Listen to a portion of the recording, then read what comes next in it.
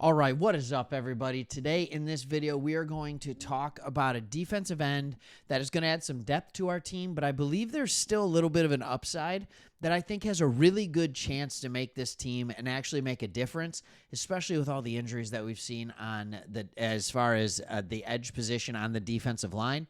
So I would love to talk about him a little bit, kind of talk about what his offseason has looked like.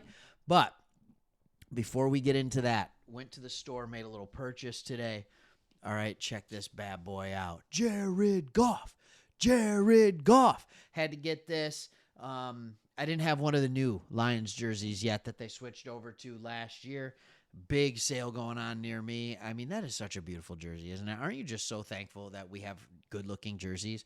So that leads me to the question, who on the team do you have a jersey on, or who do you most want a jersey of?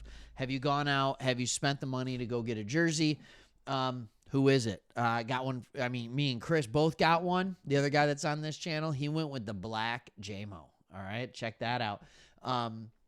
With number 1. I remember he looked at it and he's like, oh, yeah, number 1. Yeah, things you just forget about. So pretty cool. But I would like to talk to you about a guy who's kind of flew under the radar.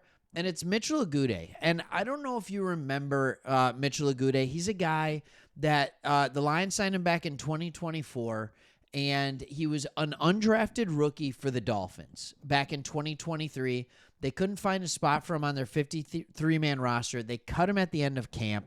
The Lions signed him to their practice squad a month later. He never got on the field his rookie year, but there's a lot of talk about him. Right?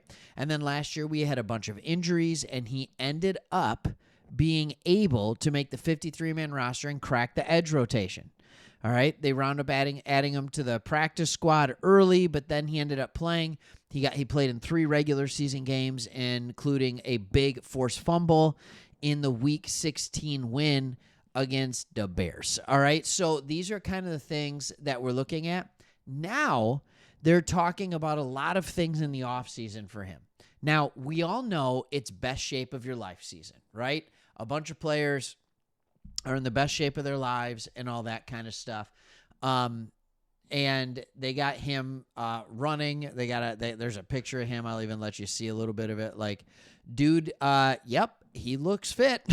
There's no doubt about that. So, I mean, he's looking good. I'm excited to see kind of what that looks like. And I want to talk about who he is. So we have another channel that I show this on more probably than this channel. It's Sports Talk Extra. And I love going over the relative athletic score and just kind of reminding everybody of what the athletic ceiling looks like for some of these players. He had a 7.09. And here's the thing that you have to understand. The one thing that was hitting him was his weight, right? He had a 1.17 for an edge. He played at 242. And so the biggest thing that hit him was his weight and a little bit of the 3-cone shuttle. So his agility. But as far as his speed, his explosion, his arm length, all of that stuff was right in line with what would be a good to great athlete at the defensive end position. So we know there's absolutely an athlete in there. He got to show on the field a little bit last year that he could play. He had, not a ton of snaps, a total of 40 snaps. Just a total of 40 snaps. And I think at his size, what he's going to have to prove is that agility and the ability to drop back into coverage at that Sam position, because he's a little small on just the edge rusher position and setting the edge. But when I actually went back because I'm like, what are the chances this guy actually makes the team? And looking at our defensive ends this year. And I went back to who made the team coming out of spring or training camp last year. And this is who made the roster. We kept 4 defensive tackles. And IR to return was Broderick Martin. My guess is that we still keep at least 4, maybe 5 defensive tackles with an IR to return of Aleem McNeil. And even Mekhi Wingo might be on IR to return. So you got DJ, you got Levi, you're going to have a couple of other people. That's not what this video is about. I'm getting caught up in stuff. We kept 5 defensive ends. And I thought that was interesting that we kept 5 defensive ends. A lot of times you keep 9 to 10 defensive linemen on a roster. That just makes sense. And last year it was Hutch, Davenport, Pascal, Houston, Kaminsky. Well, Houston, Kaminsky are gone. So you still have Hutch, you still have Davenport, you still have Pascal. We also kept 6 linebackers, which surprised a lot of people that we'd keep that many linebackers. We kept 6 corners and 5 safeties. I don't think we're keeping that many safeties this year. I think it's probably closer to 4. And then, or you're going to have a guy like Rock Yassin or somebody like that can play a little bit of corner and a little bit of safety. And so you keep him as a guy who can do both. I don't know if we keep 6 linebackers. So in one of these 3 positions, there's going to be one less of them. So I think there's a world where we keep 6 defensive ends. So let's look at our defensive edge roster right now according to PFF. So we have Isaac Ukwu. We have Trevor Nowaski. All right. Ukwu's bigger. Nowaski's actually smaller. They put him in the edge position, but he would be more of a linebacker according to our thing. You have Keith Cooper, Ahmed Hassanin. I think he's going to make the team. He's that size that they absolutely look for.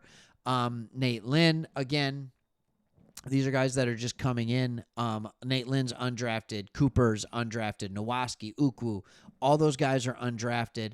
Then you have Al-Quadin Muhammad, Mitchell Agude, Marcus Davenport, Josh Pascal, Aiden Hutchinson.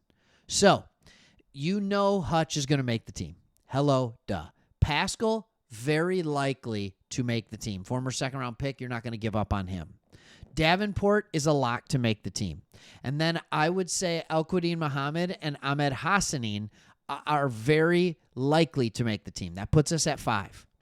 So, if you can get a guy like a Nowaski, if you can get a guy like a Agude, those are the type of players that you want on your team because they can do a little bit of an edge type role, but they also, the hope is that they could then back out and do that Sam linebacker where they can back into coverage. Trevor Nowaski was a freak athlete coming out of Saginaw Valley State, just trying to learn the position. He bounced back. He was with us. We tried to hide him on our practice squad. Then the Cardinals picked him up. Then they tried to hide him on their practice squad. Then we picked him up. Right? He came out in 2023, so this will be his 3rd year. He got a lot of run with us last year. 348 defensive snaps with us and put together a 51 grade. A 51 grade with a 45 coverage grade. I think Mitchell Agude could have a chance to play that position this year and maybe even go past Nowaski. The question is, what can he do on special teams? So that's good. Now, I also want to talk about Jared Goff. I thought this was very, very interesting. He said recently on, and I don't know if you're seeing this, all right? I don't know if you're seeing any of this, but Jared Goff actually was talking about on one of the episodes of Netflix's Quarterback.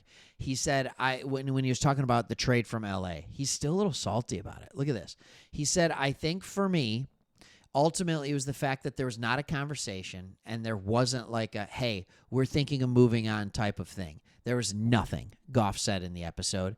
If you wish that it wasn't such a blindside, and you wish that there was some sort of maturity, I guess, to have that conversation, to be able to let me know what's going on and how things went down and why this is happening. McVay had admitted a year later that he did not handle it well, and all that kind of stuff, in a McVay way. Anyways, he said in hindsight, being traded to Detroit was the greatest thing that ever happened to me for my career and my development as a human. We're happy to have you, Jared. All right? I'm happy to have you. I got your jersey. I'm happy to have you, man. Who do you got a jersey of? Oh, my goodness. We are 6 days away from training camp opening up. Let's go. See ya.